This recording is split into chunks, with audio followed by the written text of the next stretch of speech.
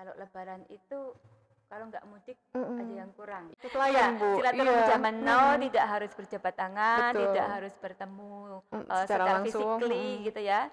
Karena kita harus sosial.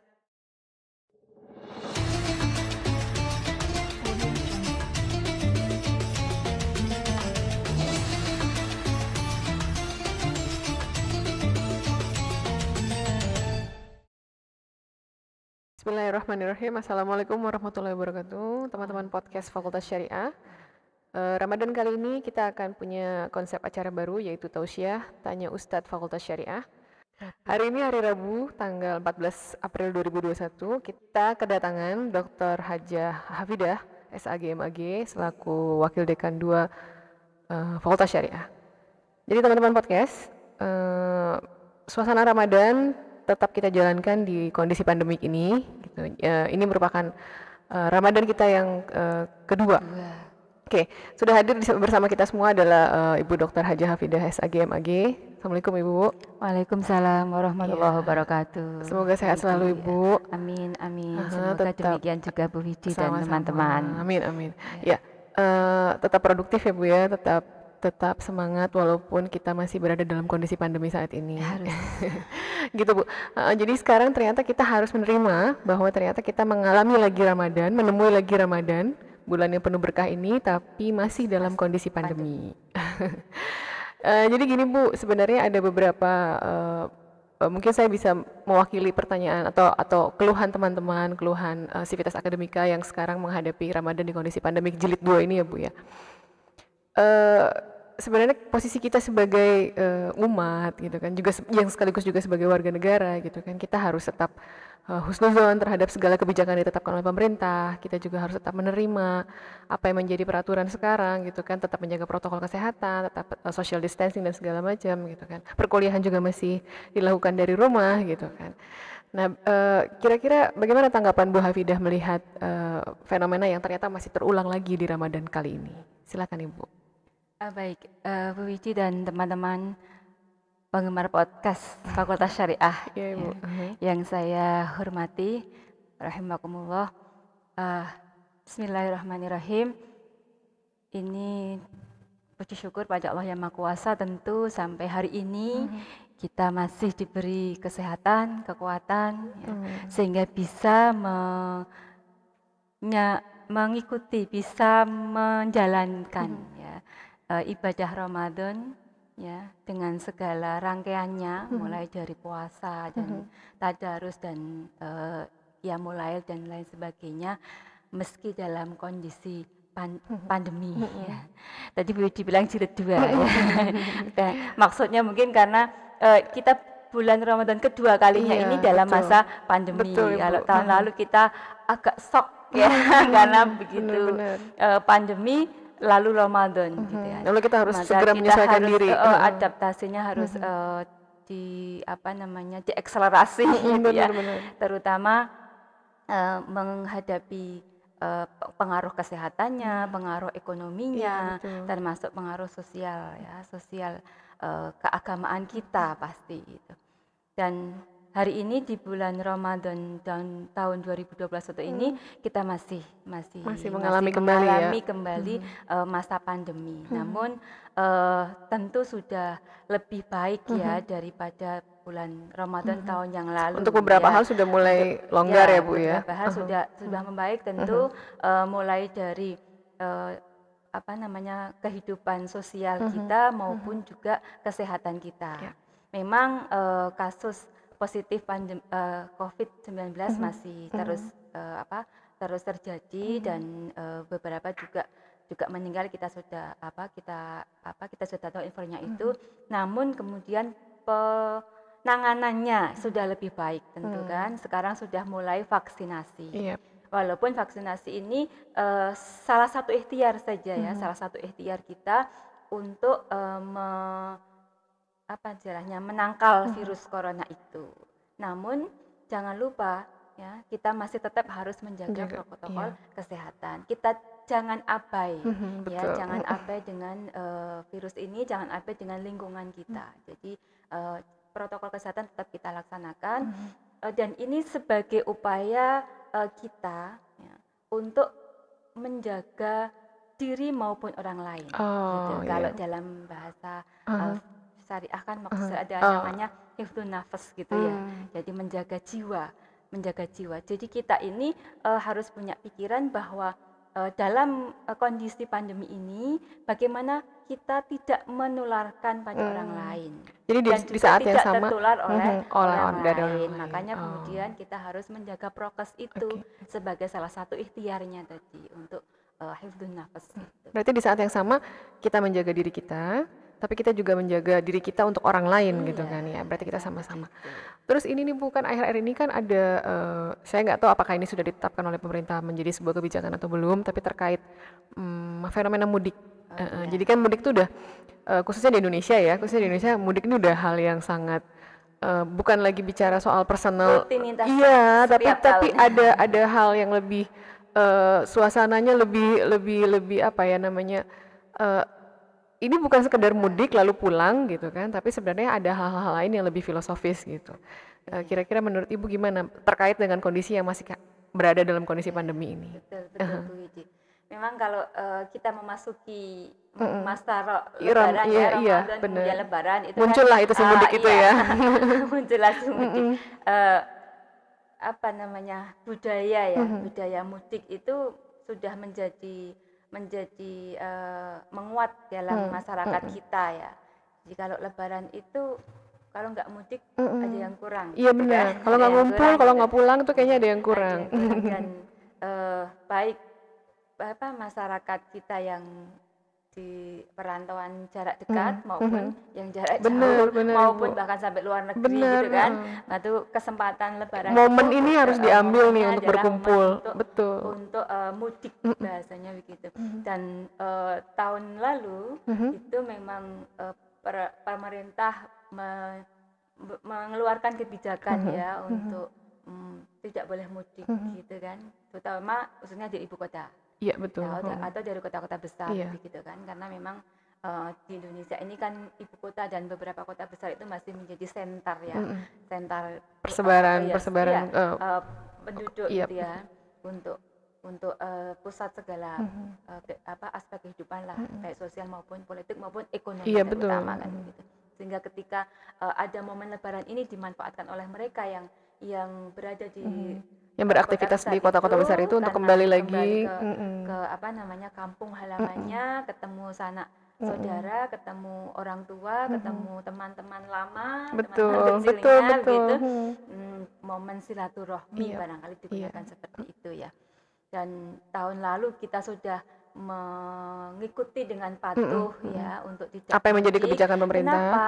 Karena tadi prinsipnya kita punya pikiran kita bahwa kita harus menjaga menghindari madorot. Kita punya pikiran bahwa kita tidak boleh tertulari atau menularkan karena memang virus corona ini kan sebegitu cepat. Karena nggak ada yang tahu kita bisa bawa atau kita bisa dapat gitu ya. Dan itu yang dinamakan katanya OTG itu orang tanpa gejala itu kita tidak tahu, maka kita harus menjaga itu ya supaya tidak menulari. Nah dengan cara kita tidak bertemu, tidak bersalaman, tidak gitu ya.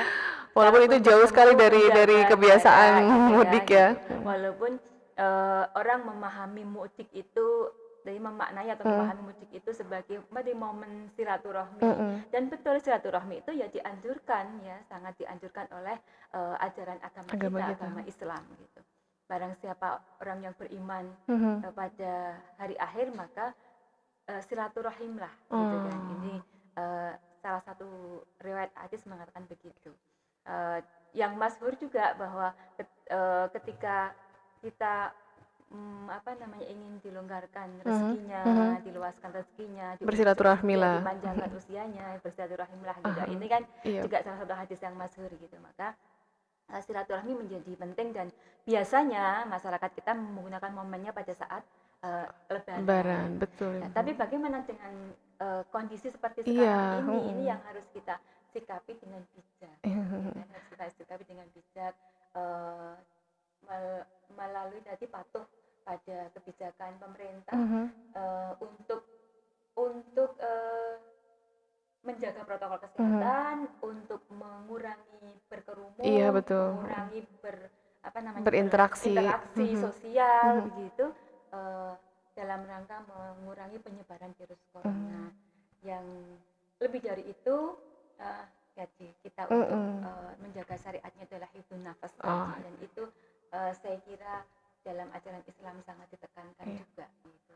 Jadi kalau di dalam kaidah fikih juga disebutkan bahwa menghindari madorot itu lebih diutamakan daripada memberi manfaat. Gitu. Oke, ya Bu ya.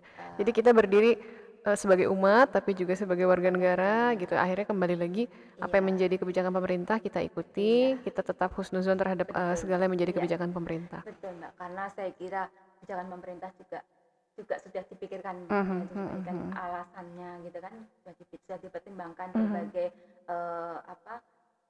dampak negatif maupun positifnya, sehingga kemudian lahirlah kebijakan seperti ini. Pasti sudah diperhitungkan ya Bu ya. Dan saya kira tahun ini bukan, ya memang kita belum tahu ya kebijakannya, tapi kayaknya masih dibolehkan mudik, cuman ada batasan-batasan. Yang in prinsip kan tadi, in prinsip adalah kita satu untuk tidak istilahnya apa ya, menghindari lah ya, menghindari penyebaran virus itu. Gitu. Dan silaturahmi zaman masih banyak alternatif lain Bu. Silaturahmi zaman now tidak harus berjabat tangan, tidak harus bertemu secara physically gitu ya. Karena kita harus social distancing ya, atau physical distancing. Dan sekarang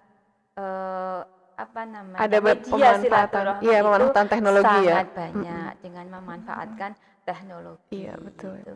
Karena apa? Karena hakikatnya silaturahmi kan membawa kebaikan, ya kan, membawa kebaikan bagi semua pihak yang melakukan silaturahmi.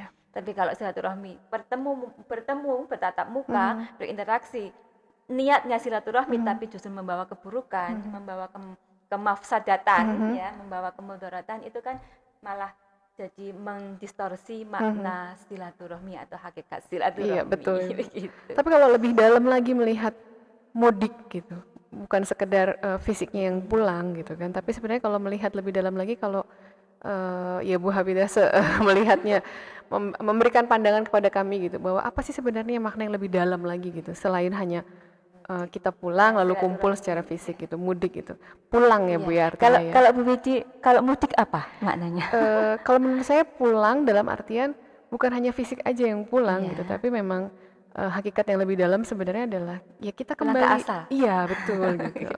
Bukan asal tanah kelahiran ya, maksudnya asalnya nanti, asal kita berasal ini gitu. Gimana menurut Ibu? Iya betul Bu Widi. Kalau kita juga mencoba untuk menganalisa orang mudik itu apa sih ya, kok sampai berrela rela bermacet ria gitu ya, sebelum COVID gitu ya, apapun pokoknya segala jenis moda transportasi pokoknya dijalanin gitu untuk pulang sampai ke tanah kelahiran, ketemu gitu kan, ketemu orang tua.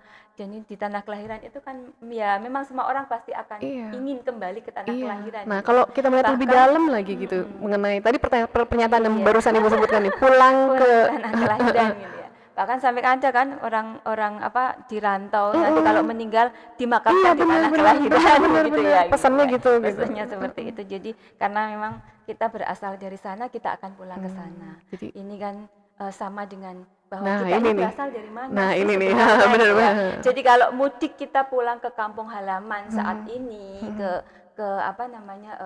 tanah kelahiran saat ini kan mudik sementara ya. Iya. Mudik sementara gitu ya. Karena secara lahir mungkin kita berasal dari Tangerang. Iya. Kebetulan saya Tangerang. Jadi pulangnya ke Tangerang. Karena dilahirkan ibu kebetulan di tanah Tangerang. Itu kan secara lahir, tapi secara hakiki sebenarnya kita berasal dari mana? Nah, ini nih iya Bu ya. Kita kan kita berasal dari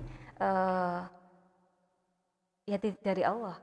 Berarti kita pulangnya nanti ya. Ya, seperti innalillahi wa inna ilaihi raji'un. Kita semuanya adalah berasal dari Allah dan kita akan kembali kepada Allah begitu. Tapi ini memang ya makna yang dalam mungkin ya.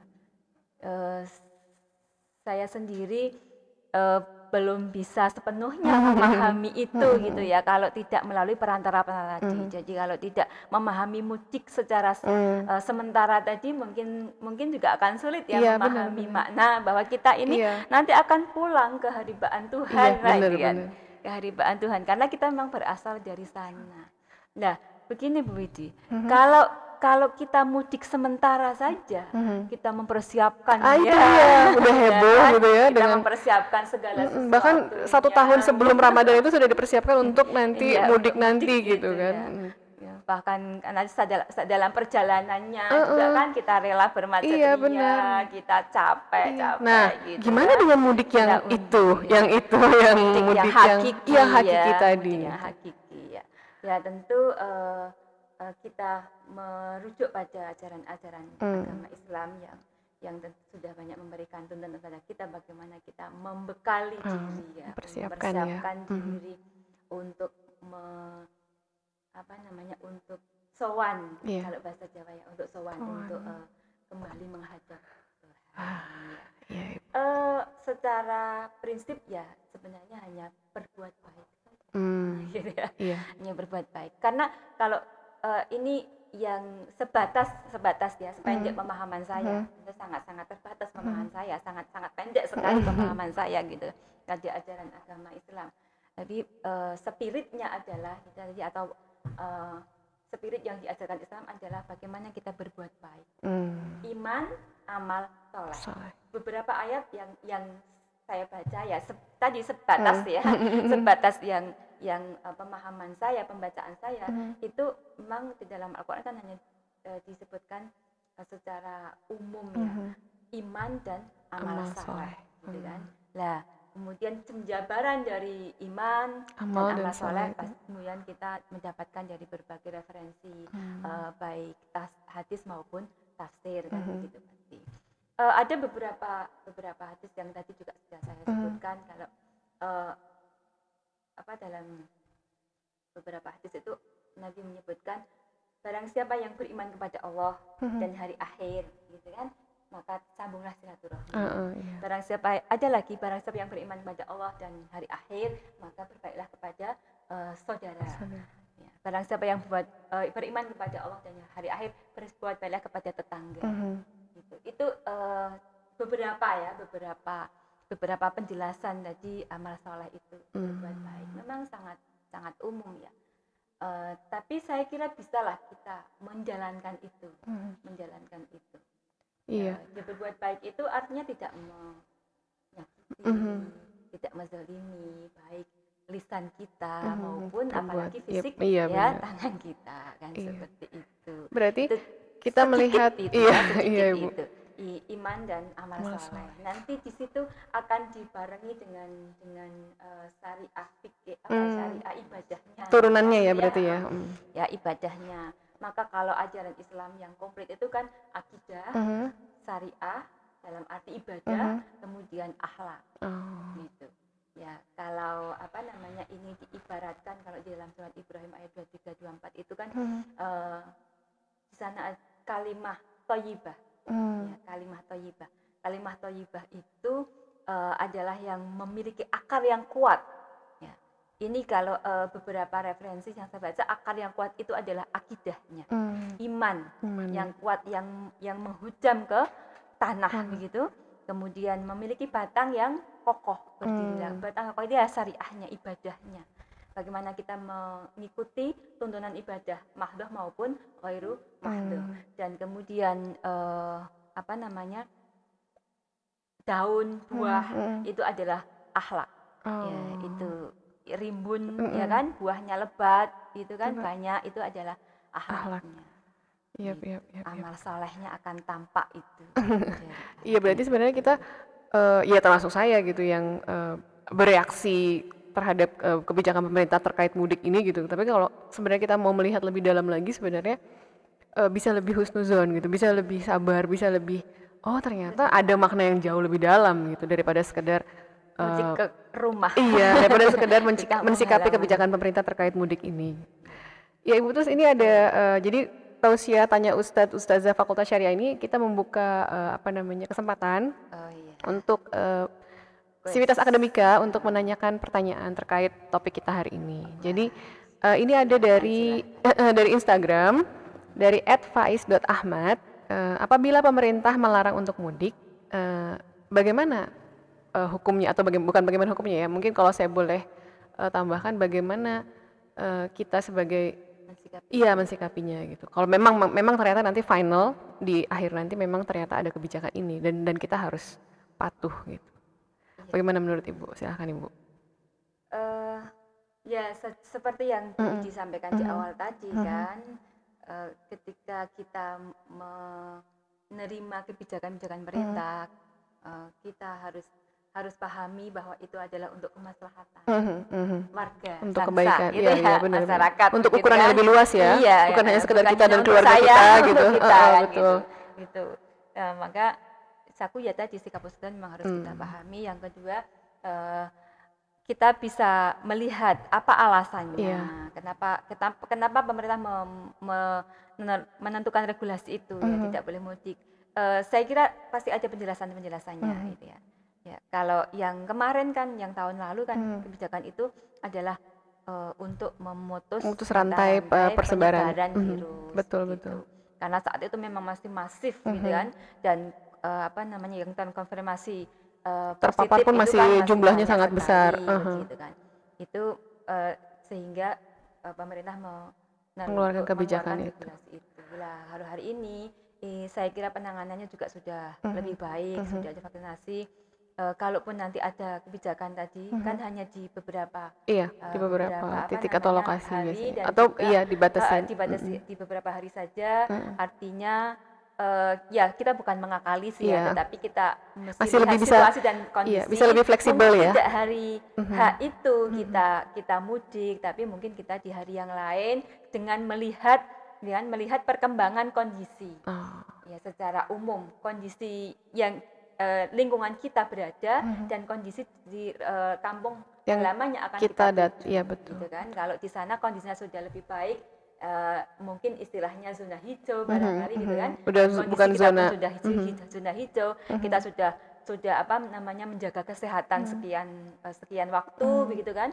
Syukur-syukur sudah vaksinasi, gitu ya. Saya sudah vaksinasi. Besok pagi vaksin yang kedua gitu. Alhamdulillah sudah mendapat kesempatan itu. Nah, atau juga kita antisipasi dengan rapid ya, rapid test gitu, antigen barangkali itu.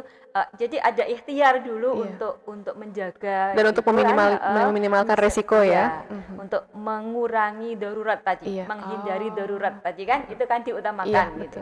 Ya, itu jadi pinter-pinterlah gitu kan, jadi melihat situasi kondisi dan kemudian kita lakukan. Kalau memang tidak bisa dibendung keinginan mudiknya ya harus tadi pintar-pintar melihat kondisi dan melakukannya dengan baik begitu. Ya, jadi bisa sebenarnya bisa diperhatikan hal-hal itu. Kalaupun memang ternyata keputusan pemerintah atau kita mensikapi keputusan pemerintah itu, kita bisa ada hal-hal yang mesti kita perhatikan gitu. Jadi jangan hanya menuruti sekedar ego untuk sekedar mau mudik gitu kan, untuk sekedar mau memenuhi kepentingan kita dan keluarga gitu, tapi ternyata membawa mudarat untuk lingkungan masyarakat yang lebih luas.